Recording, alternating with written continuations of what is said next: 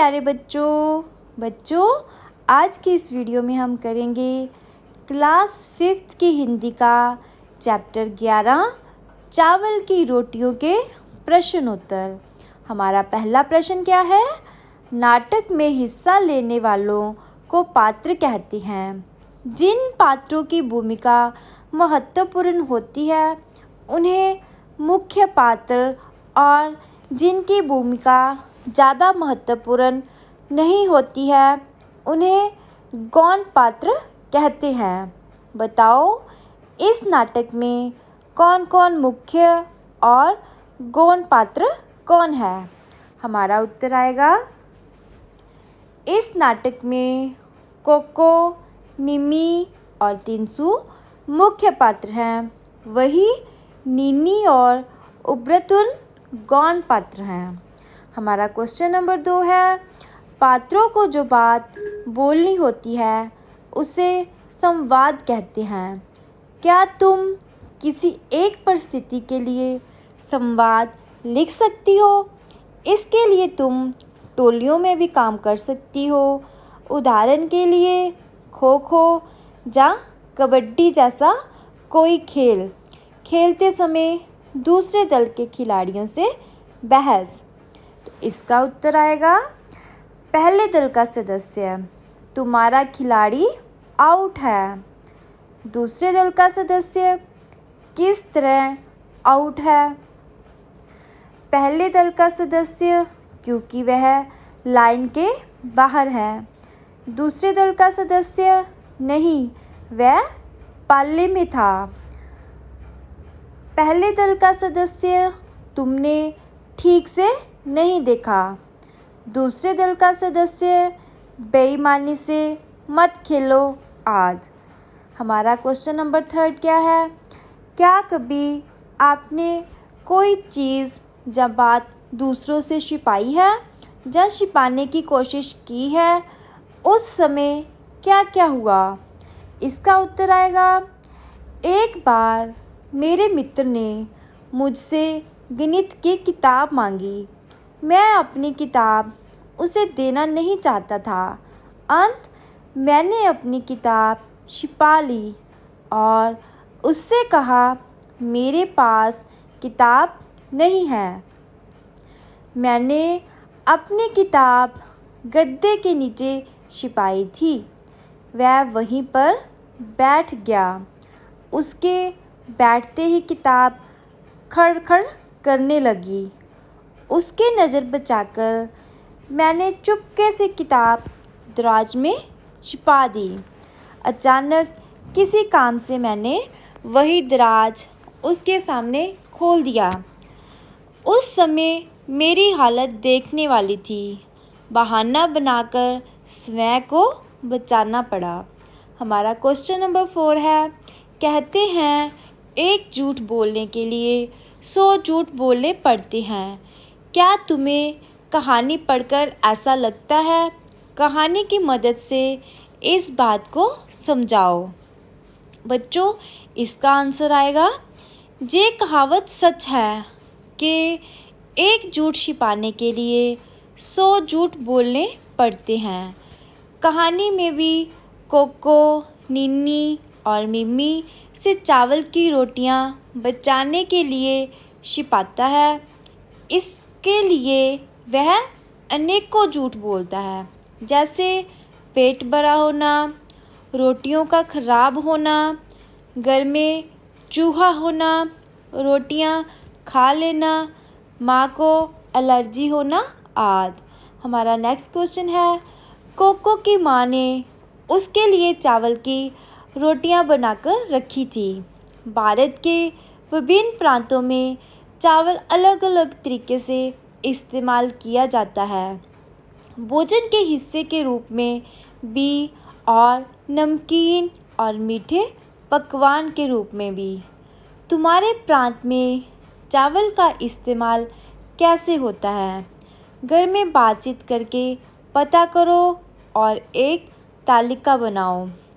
कक्षा में अपने दोस्तों की तालिका के साथ मिलान करो तो पाओगे कि भाषा, कपड़ों, और रहन सहन के साथ साथ खान पीन की दृष्टि से भी भारत अनूठा है। इसका उत्तर आएगा, मैं उत्तर भारत का रहने वाला हूँ। मेरे घर में चावल का प्रयोग निम्नलिखित रूप में होता है, जैसे सादे चावल, मीठे चावल, बिरयानी, पुलाव, रोटियां, नमकीन इत्यादि। और बच्चों, मुझे कमेंट करके ज़रूर बताना कि आपके घर में चावल का क्या बनाया जाता है। हमारा नेक्स्ट क्वेश्चन है, अपनी तालिका में से चावल से बनी कोई एक खाने की चीज़ बनाने की विधि पता करो और उसे नीचे दिए गए बिंदुओं के हिसाब से लिखो। क्या है? सामग्री, तैयारी और विधि। सामग्री क्या चाहिए हमें? छोटी कटोरी चावल, 1 किलो दूध, 1 कटोरी चीनी, आधा कटोरी बादाम, 2 बड़े चम्मच देसी घी, इलायची पिसी हुई आधा चम्मच। तैयारी क्या करनी है? चावल को अच्छी तरह से धोकर भिगोने के लिए रख दो। दूध को गर्म करने के लिए पतीले में रख दो। बादाम को 3-4 घंटे पहले ही पानी में भिगो दो। उसके बाद इसके छिलके उतारकर इसे पतले और लंबे टुकड़ों में काट लो। इसकी विधि क्या आएगी?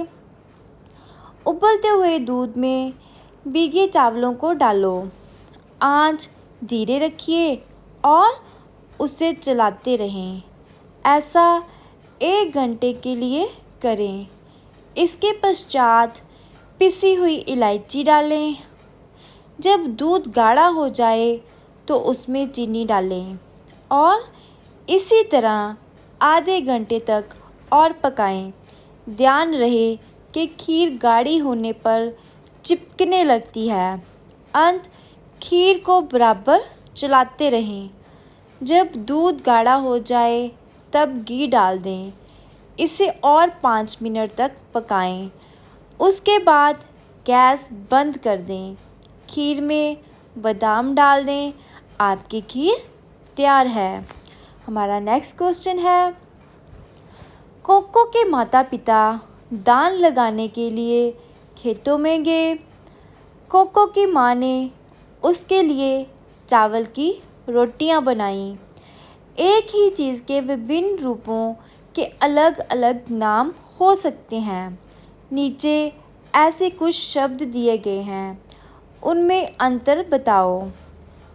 चावल, दान, बात, मुरमुरा, चिवड़ा, साबुत दाल, दूली दाल, छिलका दाल, गेहूँ, दलिया, आटा, मैदा और सूजी। हमारा उत्तर क्या आएगा? चावल से क्या बनता है? चावल किसे कहते हैं? दान से निकला दाना चावल कहलाता है। दान, छिलका चढ़ा हुआ चावल दान कहलाता है। बात, पका हुआ चावल बात कहलाता है। मुरमुरा, दान को बाढ़ में भूनने से वह मुरमुरा बन जाता है। चिवड़ा, दान को भिगोकर पीसने से चिवड़ा बनता है। साबुत दाल, दाल का पूरा दाना साबुत दाल कहलाता है। दूली दाल, बिना छिलके की दाल दूली दाल कहलाती है। छिलका दाल, छिलके वाली दाल छिलका दाल कहलाती है। गेहूँ, एक अनाज जिससे आटा बनता है। दलिया, गेहूँ को मोटा मोटा पीसा जाता है, वह दलिया कहलाता है। आटा, गेहूँ को बारीक पीसकर आटा बनता है। मैदा, आटे को और बारीक पीसकर मैदा बनाई जाती है। सूजी, गेहूँ, जौ आदि से बना मोटा आटा सूजी कहलाता है। हमारा नेक्स्ट क्वेश्चन है, कोको की माँ ने कल दुकान से एक फूलदान खरीदा था। उससे ऊपर लिखे वाक्यों में जिन शब्दों के नीचे रेखा खींची है वे वाक्यों में शब्दों का आपस में संबंध बनाते हैं। नीचे एक मज़ेदार किताब अनारकों के 8 दिन का एक अंश दिया गया है। उसके खाली स्थानों में इस प्रकार के सही शब्द लिखो, जैसे अनारको एक लड़की है, गर्ल डैश लोग उसे अन्नो कहते हैं। अन्नो नाम छोटा जो है सो उस डैश हुक्म चलाना आसान होता है। अन्नो पानी ले आओ, अन्नो धूप में मत जाना, अन्नो बाहर अंधेरा कहीं मत जा, बारिश डैश भीगना मत, अन्नो और कोई बाहर डैश घर में आए तो घर वाले कहेंगे ये हमारी अनारको है। प्यार से हम इसे अन्नो कहते हैं।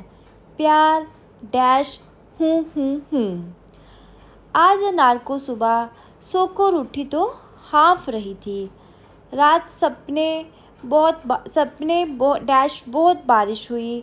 अनारको डैश याद किया और उसे लगा आज डैश सपने में जितनी बारिश हुई उतनी तो पहले के सपनों डैश कभी नहीं हुई, कभी नहीं। जम के बारिश हुई थी आज डैश सपने डैश और जमकर उसमें भीगी थी। अनारको खूब उछली थी, कूदी थी, चारों तरफ पानी छिटकाया था और खूब भीगी थी। तो इसका उत्तर आएगा अनारको एक लड़की है, घर के लोग उसे अन्नो कहते हैं। अन्नो नाम छोटा जो है सो उससे हुक्म चलाना आसान होता है। अन्नो पानी ले आओ, अन्नो धूप में मत जाना, अन्नो बाहर अंधेरा कहीं मत जा, बारिश में भीगना मत अन्नो, और कोई बाहर से घर में आए तो घर वाले कहते हैं ये हमारी अनारको है। प्यार से हम इसे अन्नो कहते हैं। प्यार से हूँ। आज अनारको सुबह सोकर उठी तो हाँफ रही थी। रात सपने में बहुत बारिश हुई। अनारको ने याद किया और उसे लगा आज के सपने में जितनी बारिश हुई उतनी तो पहले के सपनों में कभी नहीं हुई, कभी नहीं। जम के बारिश हुई थी आज के सपने में और जमकर उसमें भीगी थी अनारको। खूब उछली थी, कूदी थी, चारों तरफ पानी छिटकाया था और खूब भीगी थी। बच्चों, इसके साथ ही हमारे क्वेश्चन आंसर ख़त्म होते हैं। मिलते हैं नेक्स्ट वीडियो में। अगर आप मेरे चैनल पे नए हो तो मेरे चैनल को लाइक और सब्सक्राइब करना ना भूलें। मिलते हैं नेक्स्ट वीडियो में।